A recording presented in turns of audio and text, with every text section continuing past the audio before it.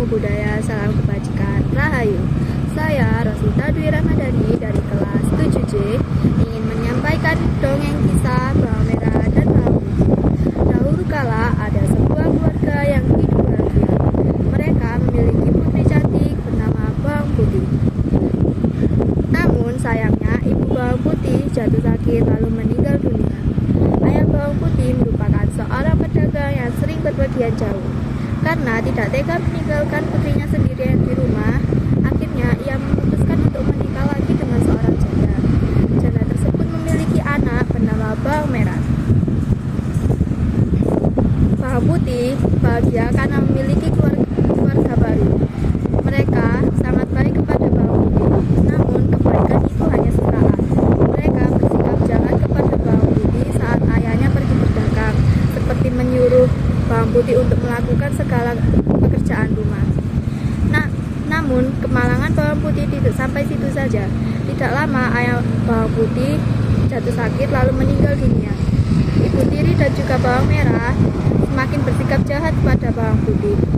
Pada suatu hari, Bawang Putih sedang menyuci di sungai.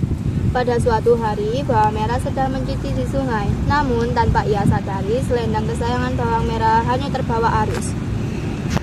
Akhirnya, Bawang Merah memarahi Bawang Putih dan menyuruh Bawang Putih untuk mencari selendang tersebut sampai ketemu. Bila tidak ketemu, Bawang Putih tidak dibolehkan pulang ke rumah. Akhirnya, Bawang Putih menyusuri sungai untuk mencari selendang kesayangan Bawang Merah. Hingga larut malam, selendang itu belum juga ia temukan. Namun, saat sedang menyusuri sungai, Bawang Putih menemukan gua yang ternyata itu adalah milik seorang nenek.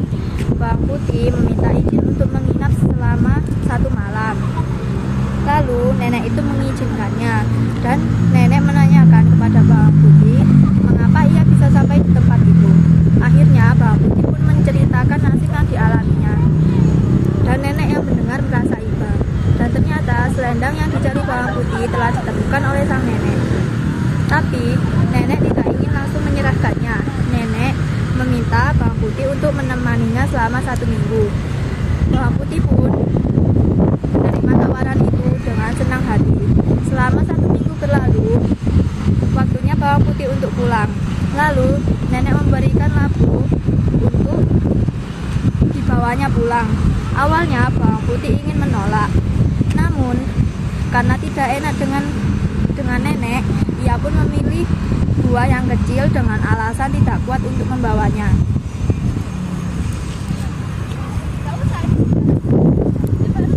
Akhirnya, setelah sampai di rumah, Bawang Putih memberikan selendang itu kepada Bawang Merah. Dan dia pergi ke dapur untuk memasak buah labu tersebut. Saat ingin membuka buah labu tersebut, Bawang Putih pun terkejut karena melihat isi yang ternyata adalah banyak emas dan permata. Lalu, ibu tiri Bawang Putih yang melihat itu segera merampas dan juga menanyakan dari mana Bawang Putih menemukan buah labu ajaib itu. Bawang Putih pun menceritakan apa yang terjadi selama 1 minggu berlalu. Pada keesokan harinya, ibu tiri Bawang Putih menyuruh Bawang Merah untuk melakukan apa yang dilakukan Bawang Putih selama 1 minggu yang lalu.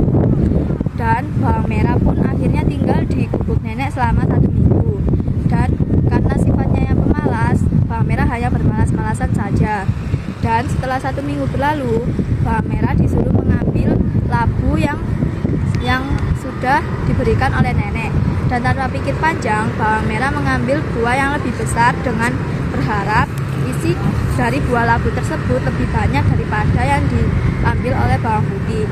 Setelah sampai di rumah, Bawang Merah dan ibunya pun membuka isi dari buah labu tersebut. Dan ternyata isinya adalah ular, kelabang, dan hewan berbisa lainnya. Bawang Merah yang serakah itu akhirnya meninggal. Tamat. Sekian dari saya. Wassalamualaikum warahmatullahi wabarakatuh.